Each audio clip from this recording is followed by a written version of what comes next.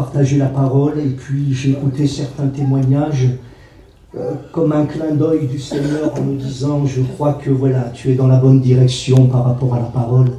Des fois les témoignages sont importants parce que ça nous conduit aussi dans la parole de Dieu. Je vous l'ai dit l'autre jour, je crois, il y a quelques semaines en arrière, avant juin, j'étais à l'église de Vichy. Il y a un frère qui devait prêcher la parole de Dieu.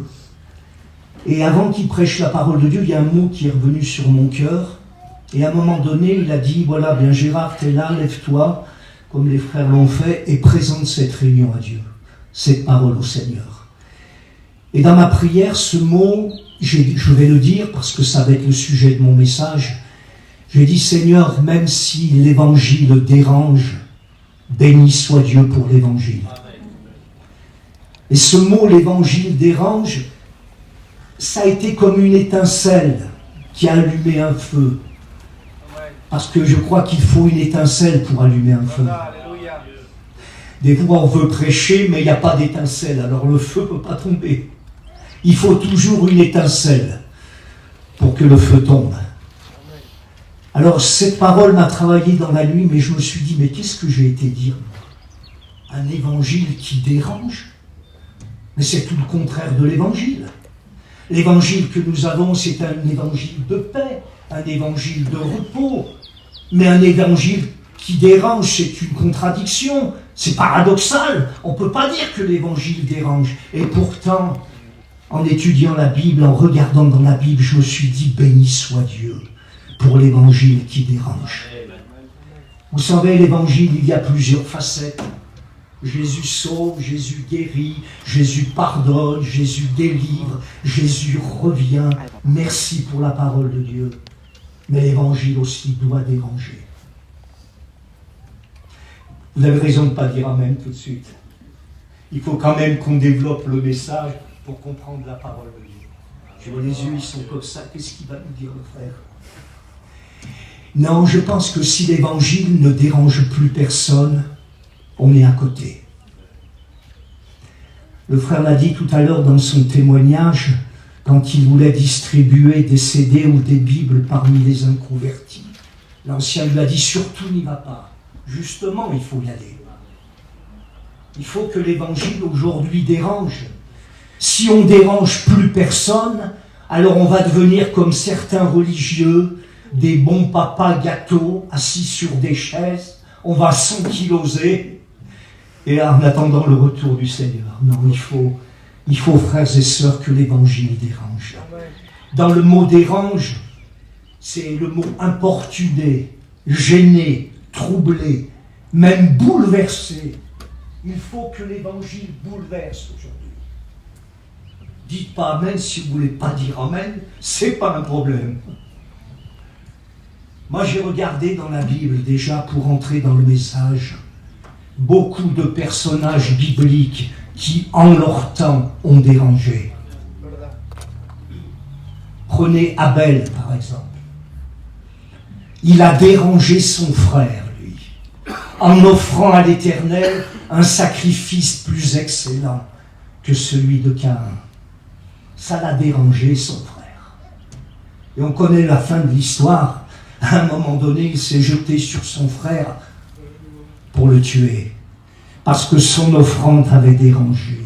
Le frère en parlait hier au soir. Noé a dérangé toute une génération avec son arche.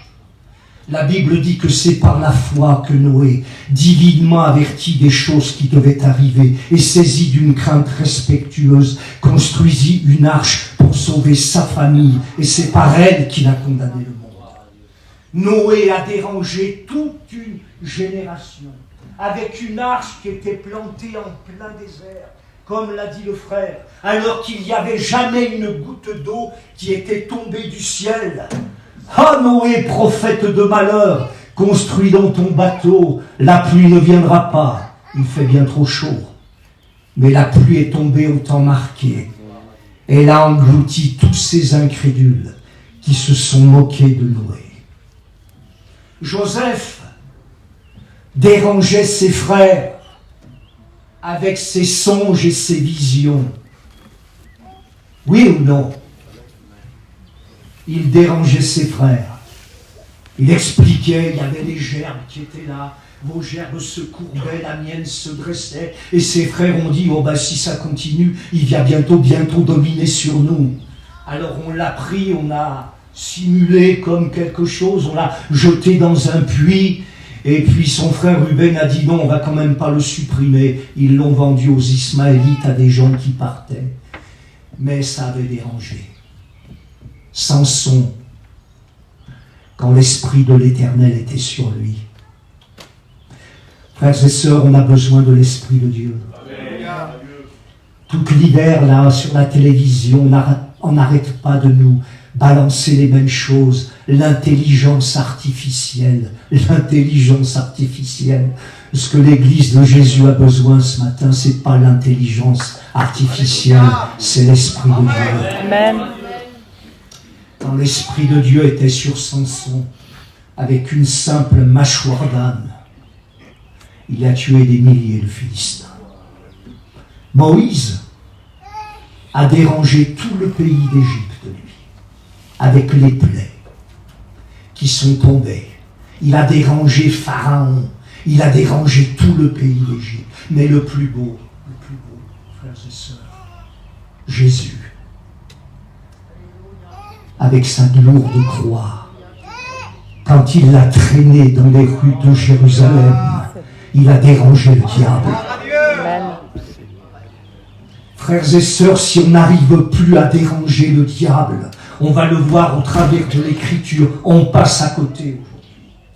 Jésus a traîné cette lourde croix dans les rues de Jérusalem. Certainement Satan n'était pas très loin en train de le regarder. Mais où il va, qu'est-ce qu'il va faire? Ce qui a dérangé le diable aussi, le tombeau vide.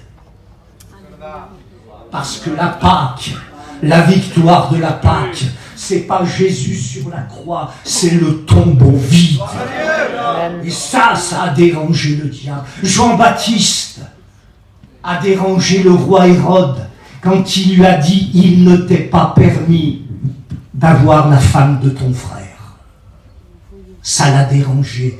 Frères et sœurs, la vérité dérange aujourd'hui. Quand on dit la vérité à quelqu'un, les gens aiment bien ce genre de verset. Le don gratuit de Dieu, c'est la vie éternelle. Mais ils n'aiment pas tellement le départ. Le salaire du péché, c'est la mort. Aujourd'hui, la vérité dérange beaucoup. Et tant mieux pour les serviteurs de Dieu qui prêchent sur le péché, qui condamnent le péché. Un frère sédentaire m'expliquait un jour qu'il y avait dans son assemblée un serviteur qui était parti de l'église. Et un autre est venu le remplacer. Et au bout de quelques semaines, le serviteur de remplacement a dit aux chrétiens, mais au fait, pourquoi le serviteur est parti? Les chrétiens ont dit, c'est nous qui l'avons fait partir. Ah bon, pourquoi? Il parlait trop de péché. La vérité dérange aujourd'hui. La vérité dérange. Le serviteur a dit, à mon idée, il n'a pas dû en parler assez. Jean-Baptiste a dérangé, Noé a dérangé, Abel a dérangé, Moïse a dérangé, Jésus a dérangé, l'apôtre Paul a dérangé. Je regardais cette histoire dans la Bible qui se trouve dans Acte 13, on va lire peut-être tout à l'heure quelques versets, mais je voudrais que vous soyez avec moi ce matin et que vous compreniez l'importance aujourd'hui de déranger, de déranger, de déranger. Acte 13, c'est quand l'apôtre Paul va prêcher un moment, il va passer par l'île de Chypre, et il va arriver un moment à un endroit, Acte 13, verset 6, ayant ensuite traversé toute l'île jusqu'à Paphos, ils trouvèrent un certain magicien, faux prophète, juif nommé Bar-Jésus, qui était avec le proconsul, Sergius Paulus, homme intelligent. Ce dernier fit appeler Barnabas et Saul, et manifesta le désir d'entendre la parole de Dieu. Mais Élymas, le magicien, ce qui signifie son nom, leur faisait opposition en cherchant à détourner de la foi le proconsul. Alors Saul, appelé aussi Paul, rempli du Saint-Esprit, fixa les regards sur lui et dit, homme plein de toute espèce de ruse et de fraude, fils du diable, ennemi de toute justice, ne cesseras-tu pas de pervertir les voies droites du Seigneur? Maintenant, voici la main du Seigneur est sur toi. Tu seras aveugle pour un temps, tu ne verras pas. Aussitôt, l'obscurité et les ténèbres tombèrent sur lui. Il cherchait en tâtonnant des personnes pour le guider. Alors le proconsul, voyant ce qui était arrivé, crut et fut frappé de la doctrine du Seigneur. Oui, frères et sœurs, l'évangile dérange. Je crois que vous pouvez dire amen. Est-ce que la mission Vie et Lumière dérange? Est-ce que l'Église de Jésus-Christ dérange? Est-ce que l'Église de Vichy dérange? Est-ce que l'Église de Lezoux dérange? Est-ce que l'Église de Ghana dérange? Est-ce que l'Église de Montfermeil, de Chelles dérange? Est-ce que les églises de la région parisienne dérangent? Parce qu'aujourd'hui, plus que jamais, frères et sœurs, il faut déranger. Il faut déranger. Il faut que la parole de Dieu dérange. Je voudrais vous parler de Jésus ce matin. Jésus, c'est le diamant qui doit scintiller dans chacune de nos prédications. Chacune. Il faut toujours que nos prédications soient centrées, basées sur Jésus. Jésus disait aux pharisiens, mais vous sondez les Écritures pour avoir la vie, mais les Écritures rendent témoignage de moi. Jésus, Jésus. Écoutez ce cantique. Ces corps cloués sur des croix, moi j'ai du mal à supporter. Au milieu des deux brigands, il y a un homme que je connais. C'est Jésus, celui qui prêchait, qui faisait du bien partout. Et ce qu'il disait en dérangeait beaucoup. Je bénis Dieu, parce que Jésus a su déranger lui. J'ai lu l'autre jour sur mon téléphone un frère qui m'a envoyé une citation et qui a dit ces mots, c'est très important, je pense que les serviteurs vont comprendre. Si Jésus aurait prêché comme les ministères prêchent aujourd'hui, il n'aurait jamais été crucifié. Parce qu'aujourd'hui, on prêche un palot de roses. Il ne faut surtout pas déranger personne.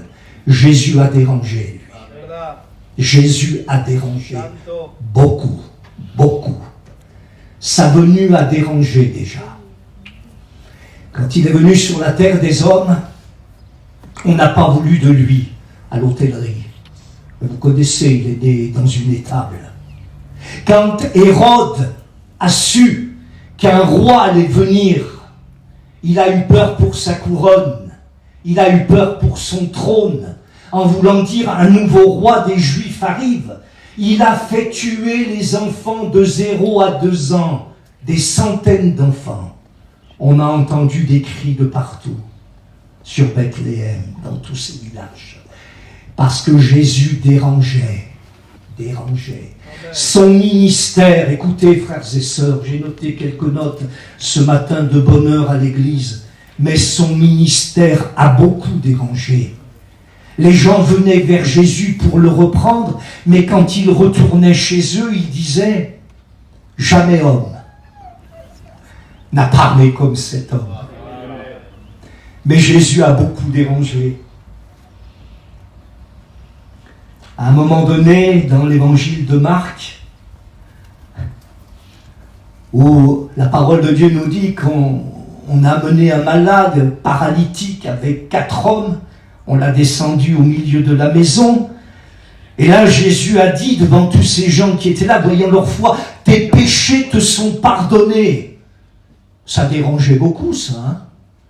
les hommes de loi, les hommes des pharisiens, les sadducéens, mais ils ont dit, mais cet homme blasphème.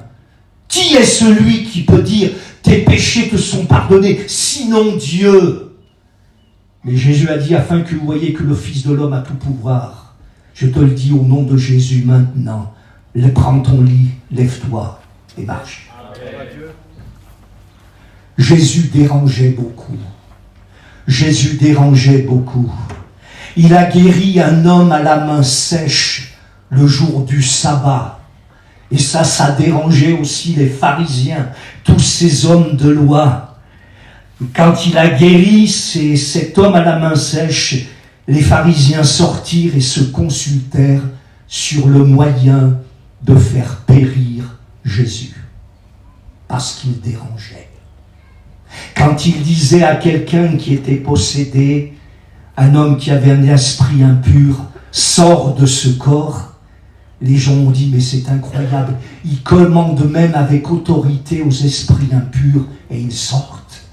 Quand Jésus a dit un jour à la mer, tais-toi, et au vent, silence, ça a dérangé beaucoup. Même les disciples ont dit, mais quel est celui-ci? Il commande avec autorité à la mer et au vent, et ils lui obéissent. Oui, frères et sœurs, aujourd'hui, il faut que l'évangile dérange. C'est le mot que Dieu a mis sur mon cœur. Je ne sais pas comment vous le comprenez, mais moi, je l'ai compris. Aujourd'hui, béni soit Dieu, moi, j'ai envie de le déranger. J'ai noté ces mots. À la croix du Calvaire aussi, on s'est moqué de lui, on lui a craché au visage. Toi qui bâtis le temple en 3 jours, sauve-toi toi-même.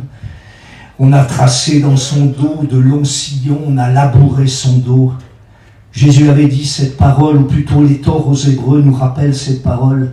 Considérez en effet celui qui a supporté contre sa propre personne une telle opposition de la part des pécheurs, afin que vous ne vous lassiez pas l'âme découragée. Si tu rends compte de l'opposition, si tu déranges, eh bien je dis béni soit Dieu. Il faut déranger aujourd'hui le monde pécheur. Il faut déranger les perdus. Il faut aller vers eux, leur témoigner, leur parler, même insister, les bouleverser, les déranger, pour qu'ils puissent venir à la connaissance de Jésus. Amen.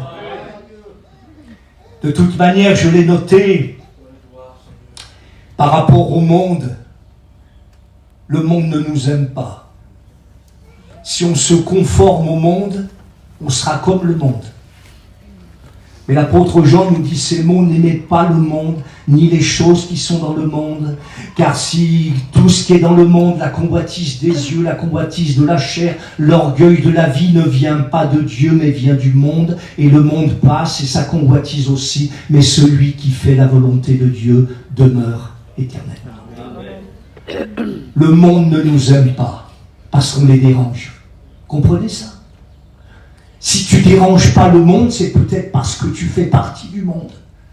Mais si tu n'aimes pas le monde et tu veux vivre ta vie pieusement en Jésus-Christ, alors tu vas déranger, alors tu vas être persécuté. Je vous donne simplement 2-3 témoignages, 1 ou 2. Je me rappelle dans notre région sur Aurillac là-haut, pour vous dire, parce que Jésus l'a dit dans sa parole, si le monde vous haït, sachez qu'il m'a haï avant vous. Si vous étiez du monde, le monde aimerait ce qui est à lui. Mais parce que vous n'êtes pas du monde et que je vous ai choisi, à cause de cela, le monde vous hait. Si en plus vous êtes des évangélistes et en plus des gitans, alors je vous dis pas. Je me rappelle à Aurillac, là-haut, je connais très bien cette œuvre parce que j'ai démarré mon ministère là-bas. Les frères maintenant sont en place. Et à un moment donné, ils ont cherché une église. Alors ils ont trouvé une église, c'était très loin de la ville, en plein pré, c'était une ancienne porcherie. Et ils ont dit, on ne trouve rien d'autre, on va mettre des brebis dans la porcherie. Les brebis du Seigneur, on va la mettre dans la porcherie. Et puis ils ont commencé à lancer le projet, mais voilà, il y avait, pour vous dire, qu'on dérange. que les chrétiens dérangent, que les églises dérangent, que l'évangile dérange. Il y avait un député maire qui s'appelait Monsieur Mézard, il a dit non, pas du tout. Je préfère qu'on mette encore des porcs dans ce champ-là, dans ces murs-là, plutôt que de mettre des chrétiens évangéliques. Mais béni soit Dieu qui nous fait toujours triompher en Jésus-Christ.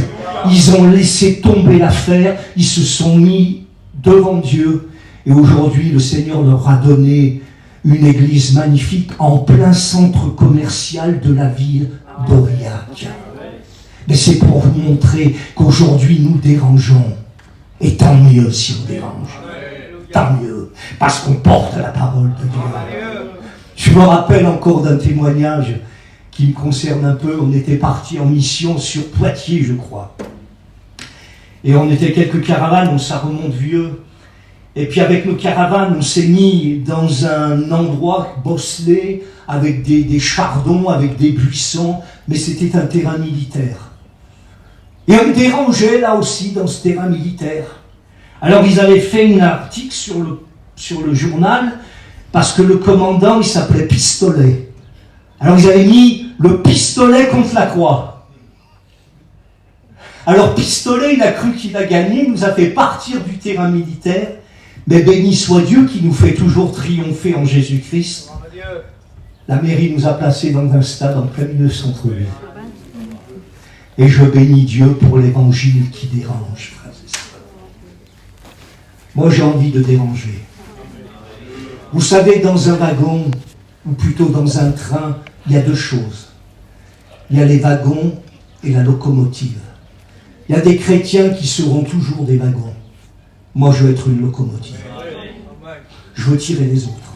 Je veux tirer les autres. Je veux les entraîner. Et même si ça dérange, eh bien, je dis béni soit Dieu.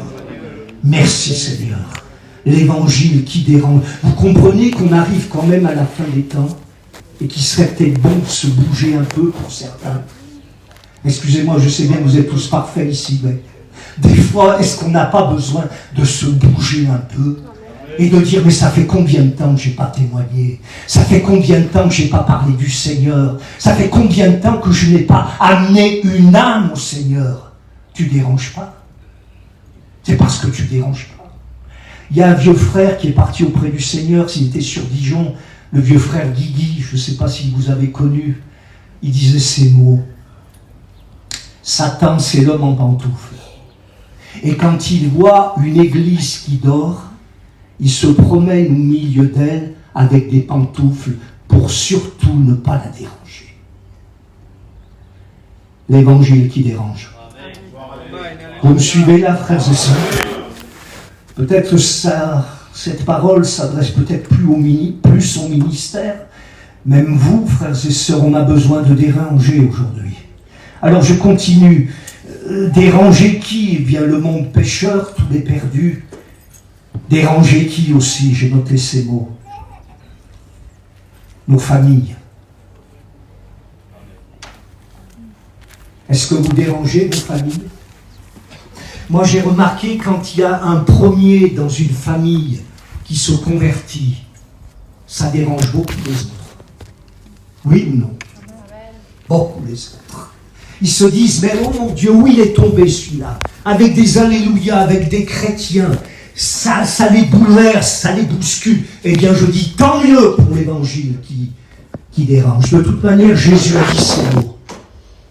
Ne croyez pas que je suis venu apporter la paix sur la terre. Je suis venu apporter l'épée. L'homme aura pour ennemi les gens de sa maison.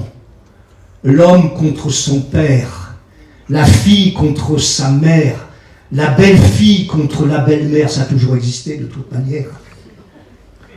Et l'homme aura pour ennemi les gens de sa maison. Enfin, je dis ça, je pense que ça va avec vos belles-filles et vos belles-mères. Hein. Mais l'homme aura pour ennemi les gens de sa maison. Il y a plein de personnages dans la Bible qu'on pourrait citer qui ont dérangé. Il y a eu beaucoup d'opposition par rapport à leur famille, Mais béni soit Dieu pour ceux qui résistent. Parce que je vais vous donner un témoignage ou deux après. Quand on résiste, quand on lutte, on arrive à amener toute notre famille auprès du Seigneur. Prenez l'exemple de Joseph. Quelle opposition de la part de sa famille. Il dérangeait ses frères, on l'a dit tout à l'heure, avec ses songes, avec ses visions. Ses frères ont voulu l'éliminer, mais Dieu avait des regards sur cet homme. Joseph, le 11e de la petite famille. Son père lui avait fait une tunique de plusieurs couleurs, car il l'aimait, et il est parti en Égypte. Et j'aime bien cette histoire, j'aime bien parce que Dieu ne se trompe pas. À un moment donné, quand il a cette vision de ces gerbes qui se courbent devant lui et qui part en Égypte, il y a des temps qui se passent et un jour il voit revenir ses frères qui s'inclinent devant lui. Et la vision lui revient, le songe lui revient, exactement comme Dieu lui avait dit. Et il va dire ces mots en Genèse chapitre 50, verset 20. Vous aviez médité de me faire du mal, mais Dieu l'a changé en bien pour accomplir ce qui arrive aujourd'hui et pour sauver la vie d'un peuple nombreux. Béni soit Dieu qui nous fait toujours triompher en Jésus-Christ. Tu déranges ta famille, continue à déranger ta famille. Si tu ne déranges pas ta famille, c'est là où il y a un problème. Mais si l'évangile les tracasse, c'est qu'il se passe quelque chose. Alléluia. Prenez l'exemple encore, je l'ai noté, de Jérémie. Vous avez entendu parler, moi j'aime bien l'histoire des prophètes. On aime bien Élie parce que c'est le ministère, le prophète de puissance. Jérémie, c'est le prophète de la souffrance. Mais Dieu dit à Jérémie, Jérémie, avant que tu sois dans le ventre de ta mère, avant que tu sois conçu, je t'avais déjà choisi pour être prophète des nations. Et Jérémie va déranger beaucoup. Et j'ai regardé dans la Bible, la première opposition que Jérémie va rencontrer, c'est sa famille, sa patrie. Jérémie habitait un pays qui s'appelait Anathoth. C'est pas Chelles, ni Montargis, ni Vichy, c'est Anathoth. C'était les gens de sa patrie, de son village, de sa propre famille. Et regardez ce qu'il dira, ce que l'Éternel va dire dans Jérémie chapitre 11, verset 18. L'Éternel m'en a informé et je l'ai su. Alors tu m'as fait voir leurs œuvres. Pourtant j'étais comme un agneau familier qu'on mène à la boucherie. Ça vous fait penser à quelque chose, ça? Jérémie reprend les mêmes mots. J'étais comme un agneau familier qu'on mène à la boucherie, mais j'ignorais les mauvais desseins qu'ils avaient médités contre moi. Détruisons l'arbre avec son fruit, retranchons-le de la terre des vivants, et qu'on ne se souvienne plus de son nom. Mais l'Éternel des armées est un juste juge, qui sonde les reins et les cœurs. Je verrai ta vengeance s'exercer contre eux.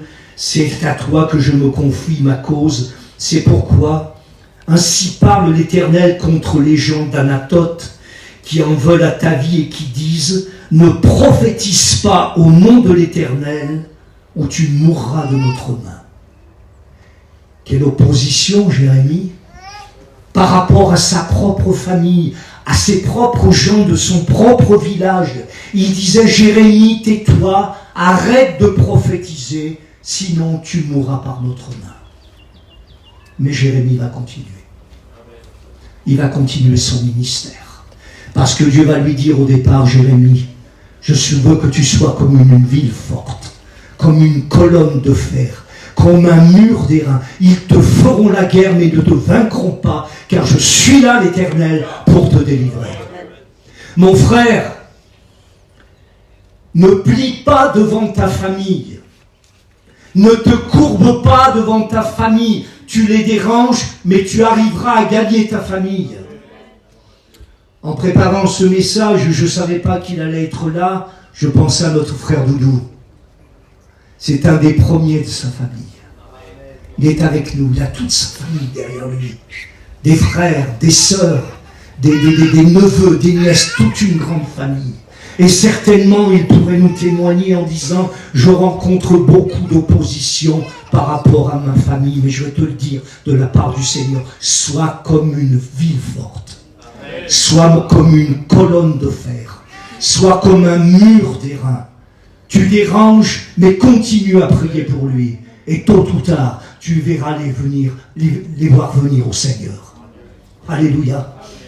On a un frère aussi dans notre région, il n'est pas là non plus, mais peut-être un soir il vous apportera son témoignage. Notre frère Joé, un des premiers d'une grande famille. Il a rencontré beaucoup d'opposition. Il était tout jeune, il avait 16-17 ans. Il n'y avait aucun qui était converti chez lui. Et lui, bien, il aimait le Seigneur. Il prenait le bus. Il nous explique souvent le bus de Clermont-Ferrand, de Ambert pour aller à Clermont-Ferrand. Il restait juste là, c'était la dernière limite. Et il venait là pour écouter l'évangile. Et puis un jour, son père lui a dit, écoute, si tu te baptises, je t'attends avec le fusil. Et c'était des menaces. Mais lui, il a continué. Il a continué. Il a continué à suivre l'évangile. Et puis un jour, il a pris son baptême, il s'est engagé avec le Seigneur. Des années plus tard, aujourd'hui, il a 2 fils qui sont serviteurs de Dieu. Il a 2 frères qui sont serviteurs de Dieu. Et toute sa grande famille, il l'a amené à l'évangile. Mais au départ, ça dérangeait beaucoup. Mais à force de persévérance, à force de prière, à force de jeûne, à force de témoignage, à force de continuer, il a amené sa famille au Seigneur. L'évangile dérange. Et je dis béni soit Dieu. Béni soit Dieu. Je vais bientôt terminer, vous inquiétez pas, on va prier le Seigneur. Et ensuite, j'aimerais qu'il y ait un partage aussi, au travers de cette parole que je suis en train d'annoncer. J'ai noté, il faut aussi que l'évangile dérange le monde invisible. Vous savez ce que dit la Bible?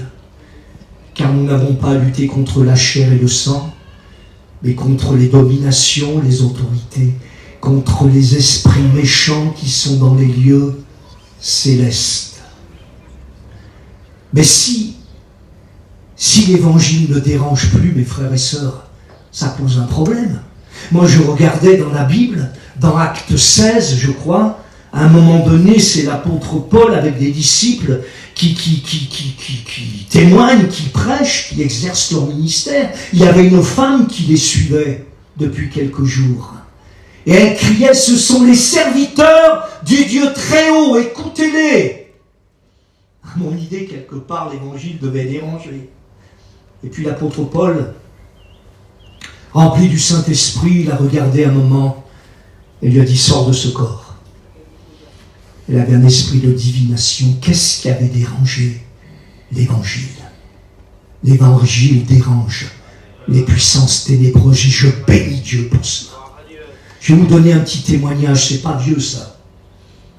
On a fait une mission, il y a dernièrement, au mois d'avril, à Ambert, à côté de Clermont-Ferrand, dans le Puy-de-Dôme, sur un petit aérodrome. Ambert, c'est pas grand, c'est un petit village avec 2-3 commerces. C'est vraiment petit. Et l'aérodrome, il était situé vraiment en dehors de la ville, en pleine campagne, avec des forêts autour. On était comme sur un plateau. Il y avait tombé de l'eau pendant toute la semaine. On était dans la boue, mais on a prêché l'évangile. Et là, un jour, il y a un homme qui est descendu. On nous a dit, moi et un autre serviteur, parce que tous les matins, on avait rendez-vous avec les autorités pour faire le bilan de la journée passée, le sous-préfet, etc. Il y a quelqu'un qui vous cherche. Alors on est allé voir cet homme, on l'a vu s'approcher. Je vous le décris un petit peu. Une grosse barbe comme ça, un tricot tout sale, le pantalon tout usé, des sandales sans chaussettes. Je dis, mais qu'est-ce que c'est que ce gars-là? Et il descendait de la forêt en haut. Il avait traversé tous les bois pour venir nous rencontrer. L'évangile l'avait dérangé. On a parlé avec lui. Il voulait nous apporter un évangile, dites-donc. Il niait la divinité de Jésus-Christ. Il disait, non, il faut aujourd'hui, il faut prier le Saint-Esprit. Il ne faut plus prier Jésus. Alors au bout d'un moment, on l'a écouté, à mon idée, si on aurait prié pour lui, il sautait en l'air. Hein. Vous voyez ce que je veux dire? Un espèce de faux prophète, un espèce de farfelu qui descendait des bois, là. Et j'ai pensé, mais qu'est-ce qui l'a dérangé, cet homme? Le chapiteau qui était planté, les chants, les cantiques, l'évangile. Parce que l'évangile dérange aujourd'hui le monde occulte, et béni soit Dieu. Alors on lui a parlé, on lui a dit, à un moment donné, j'ai simplement cité ce verset, parce qu'il voulait me parler de l'esprit, etc. J'ai dit, écoutez, le verset de la Bible nous dit ceci, n'ajoutez pas foi à tout esprit, mais éprouvez les esprits pour savoir s'ils viennent de Dieu. Et le verset continue, reconnaissez à ceci l'Esprit de Dieu, tout esprit qui se déclare publiquement pour Jésus venu en chair est de Dieu, et tout esprit qui ne se déclare pas publiquement pour Jésus n'est pas de Dieu, mais c'est celui de l'Antichrist. Il a resté bloqué, figé, il est remonté dans sa forêt. Il faut que l'évangile dérange aujourd'hui. Dérange le monde pécheur. Dérange ta famille. Continue à prier pour ta famille. Même ceux qui ne veulent pas écouter l'évangile. Continue à distribuer des tracts, à donner des CD, à donner des clés. Il faut aujourd'hui que l'évangile dérange. Et qu'elle dérange aussi le monde invisible. Béni soit Dieu. Je n'irai pas plus loin.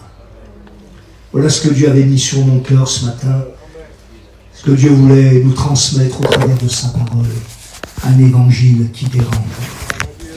On prie le Seigneur. Merci à Dieu. On va prier quelques instants et puis on laissera la liberté si un serviteur de Dieu a une expérience, un mot pour compléter, pourquoi pas. Bon, ça, je n'ai aucun problème à cela. Mais d'abord, on va remercier le Seigneur pour cela. Je vais demander à Doudou qu'il puisse se lever et qu'il remercie le Seigneur. Seigneur, combien je te rends gloire et grâce ce matin, Jésus. Merci Dieu.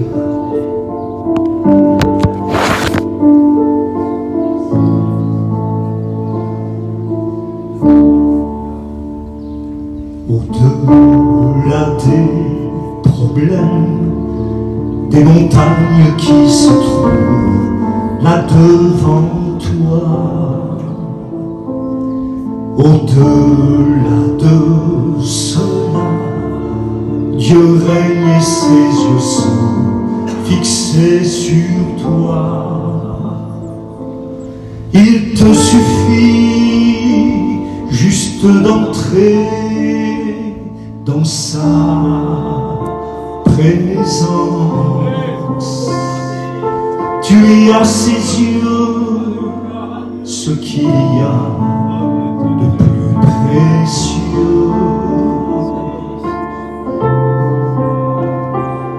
Ressens la douce présence de son esprit et laisse-la restaurer ton cœur, ton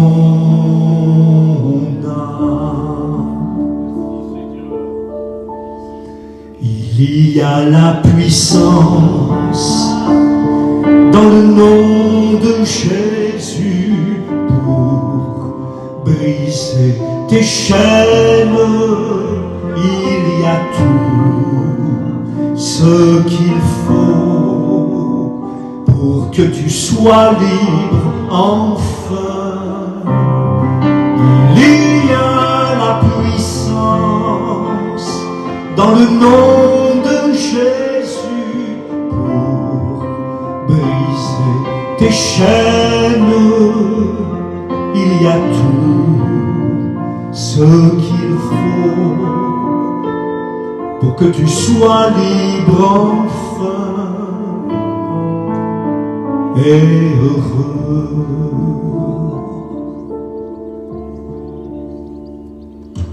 Au-delà des problèmes, des montagnes qui se trouvent là devant toi, au-delà de cela, Dieu règne et ses yeux sont fixés sur toi.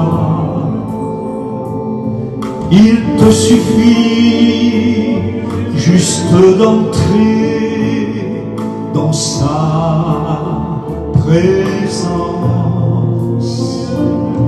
Tu es à ses yeux ce qu'il y a de plus précieux. Ressens la douce présence de son esprit et laisse-la restaurer ton cœur. Ton